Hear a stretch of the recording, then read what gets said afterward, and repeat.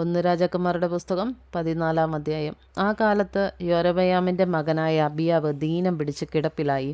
യൊരോബെയാം തൻ്റെ ഭാര്യയോട്, നീ യൊരോബെയാമിൻ്റെ ഭാര്യ എന്നാരും അറിയാതെ വണ്ണം വേഷം മാറി ഷീലോവിലേക്ക് പോകണം. ഈ ജനത്തിന് ഞാൻ രാജാവാകുമെന്ന് എന്നോട് പറഞ്ഞ അഹിയ പ്രവാചകൻ അവിടെ ഉണ്ടല്ലോ.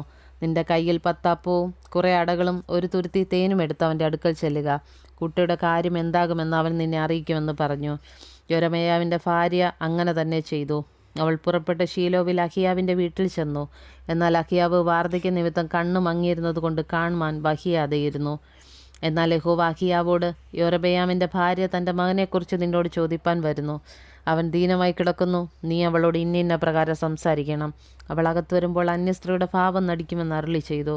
അവൾ വാതിൽ കടക്കുമ്പോൾ അവളുടെ കാലൊച്ച അഹിയാവ് കേട്ടിട്ട് പറഞ്ഞതെന്തെന്നാൽ, യൊരോബെയാമിൻ്റെ ഭാര്യയെ അകത്തു വരിക. നീ ഒരു അന്യസ്ത്രീ എന്ന് നടിക്കുന്നത് എന്തിന്? കഠിന വർത്തമാനം നിന്നെ അറിയിപ്പാൻ എനിക്ക് നിയോഗമുണ്ട്. നീ ചെന്ന് യൊരോബെയാമിനോട് പറയേണ്ടത് എന്തെന്നാൽ, ഇസ്രായേലിൻ്റെ ദൈവമായ യഹോവ ഇപ്രകാരം അരുളി ചെയ്യുന്നു. ഞാൻ ജനത്തിൻ്റെ ഇടയിൽ നിന്ന് നിന്നെ ഉയർത്തി എൻ്റെ ജനമായ ഇസ്രായേലിന് പ്രഭുവാക്കി. രാജ്യത്വം ദാവീദ് ഗൃഹത്തിൽ നിന്ന് കീറിയെടുത്തു നിനക്ക് തന്നു. എങ്കിലും എൻ്റെ കൽപ്പനകളെ പ്രമാണിക്കുകയും എനിക്ക് പ്രസാദമുള്ളത് മാത്രം ചെയ്യുവാൻ പൂർണ്ണ മനസ്സോടുകൂടെ എന്നെ അനുസരിക്കുകയും ചെയ്ത എൻ്റെ ദാസനായ ദാവീദിനെ പോലെ നീ ഇരിക്കാതെ നിനക്ക് മുമ്പുണ്ടായിരുന്ന എല്ലാവരെക്കാളും അധികം ദോഷം ചെയ്തു. എന്നെ കോപിപ്പിക്കേണ്ടതിന് ചെന്നു നിൻ്റെ അന്യദേവന്മാരെയൊക്കെയും ആ വിഗ്രഹങ്ങളെയും ഉണ്ടാക്കി എന്നെ നിൻ്റെ പുറകിൽ എറിഞ്ഞു കളഞ്ഞു. അതുകൊണ്ടിതാ ഞാൻ യൊരോബെയാമിൻ്റെ ഗൃഹത്തിന് അനർത്ഥം വരുത്തി. യൊരോബെയാമിനുള്ള സ്വതന്ത്രനും അസ്വതന്ത്രനും ആയ പുരുഷ പ്രജയൊക്കെയും ഇസ്രായേലിൽ നിന്ന് ഛേദിക്കുകയും കാഷ്ടം കോരിക്കളയുന്നത് പോലെ യൊരോബെയാമിൻ്റെ ഗൃഹം തീരെ മുടിഞ്ഞു പോകും വരെ അതിനെ കോരിക്കളയുകയും ചെയ്യും. യൊരോബെയാമിൻ്റെ സന്തതിയിൽ പട്ടണത്തിൽ വെച്ച് മരിക്കുന്നവനെ നായ്ക്കൾ തിന്നും, വയലിൽ വെച്ച് മരിക്കുന്നവനെ ആകാശത്തിലെ പക്ഷികൾ തിന്നും. യഹോവ അത് അരുളി ചെയ്തിരിക്കുന്നു. ആകയാൽ നീ എഴുന്നേറ്റ് വീട്ടിലേക്ക് പോക. നിന്റെ കാൽ പട്ടണത്തിനകത്ത് ചവിട്ടുമ്പോൾ കുട്ടി മരിച്ചുപോകും. ഇസ്രായേലൊക്കെയും അവനെക്കുറിച്ച് വിലപിച്ച് അവനെ അടക്കം ചെയ്യും. യൊരോബെയാമിൻ്റെ ഗൃഹത്തിൽ വെച്ച് അവനിൽ മാത്രം ഇസ്രായേലിൻ്റെ ദൈവമായ യഹോവയ്ക്ക് പ്രസാദമുള്ള കാര്യം അല്പം കാണുകയാൽ യൊരോബെയാമിൻ്റെ സന്തതിയിൽ അവനെ മാത്രം കല്ലറയിൽ അടക്കം ചെയ്യും. യഹോവ തനിക്ക് ഇസ്രായേലിൽ ഒരു രാജാവിനെ എഴുന്നേൽപ്പിക്കും. അവൻ അന്ന് യൊരോബെയാമിൻ്റെ ഗൃഹത്തെ ഛേദിച്ചു കളയും.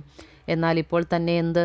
ഇസ്രായേൽ അശേര പ്രതിഷ്ഠകളെ ഉണ്ടാക്കി യഹോവയെ കോപിപ്പിച്ചതുകൊണ്ട് ഓട വെള്ളത്തിലാടുന്നത് പോലെ അവർ ആടത്തക്കവണ്ണം യഹോവ അവരെ ആടിച്ച് അവരുടെ പിതാക്കന്മാർക്ക് താൻ കൊടുത്ത നല്ല ദേശത്ത് നിന്ന്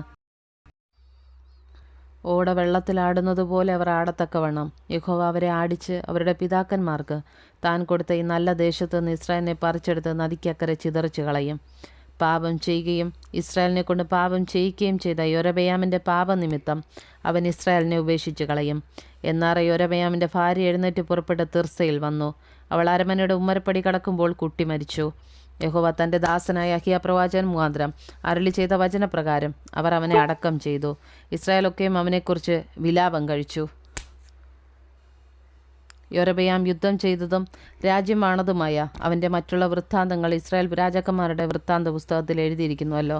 യൊരോബെയാം വാണകാലം 22 സംവത്സരമായിരുന്നു. അവൻ തൻ്റെ പിതാക്കന്മാരെ പോലെ നിദ്ര പ്രാപിച്ചു. അവൻ്റെ മകനായ നാദാബ് അവന് പകരം രാജാവായി. ശലോമോൻ്റെ മകനായ രഹബെയാം യെഹൂദയിൽ വാണു. രഹബെയാം വാഴ്ച തുടങ്ങിയപ്പോൾ അവന് 41 വയസ്സായിരുന്നു.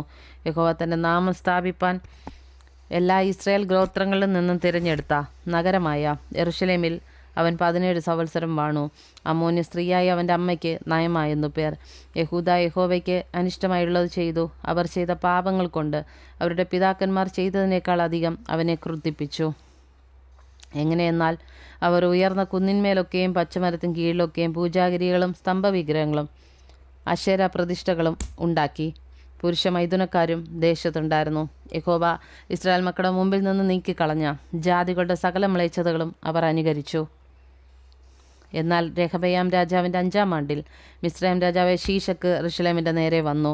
യഹോവയുടെ ആലയത്തിലെ ഭണ്ഡാരവും രാജധാനിയിലെ ഭണ്ഡാരവും എല്ലാം കവർന്നു. അവൻ ആ സകലം കവർന്നു. ശലോമോനുണ്ടാക്കിയ പൊൻപരിചകളും എടുത്തുകൊണ്ടുപോയി. ഇവയ്ക്ക് പകരം രഹബെയാം രാജാവ് താമ്രം കൊണ്ട് പരിചകൾ ഉണ്ടാക്കി രാജധാനിയുടെ വാതിൽ കാക്കുന്ന അകമ്പടി നായകന്മാരുടെ കയ്യിൽ ഏൽപ്പിച്ചു. രാജാവ് യഹോയുടെ ആലയത്തിൽ ചെല്ലുമ്പോൾ അകമ്പടികൾ അവയെ ധരിക്കുകയും പിന്നെ അകമ്പടികളുടെ അറയിൽ തിരികെ കൊണ്ടുവന്ന് വെക്കുകയും ചെയ്യും. രെഹബെയാമിൻ്റെ മറ്റുള്ള വൃത്താന്തങ്ങളും അവൻ ചെയ്തതൊക്കെയും യഹൂദ രാജാക്കന്മാരുടെ വൃത്താന്ത പുസ്തകത്തിൽ എഴുതിയിരിക്കുന്നുവല്ലോ.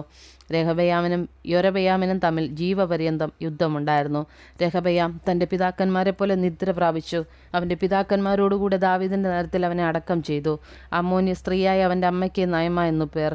അവൻ്റെ മകനായ അബിയ അവന് പകരം രാജാവായി.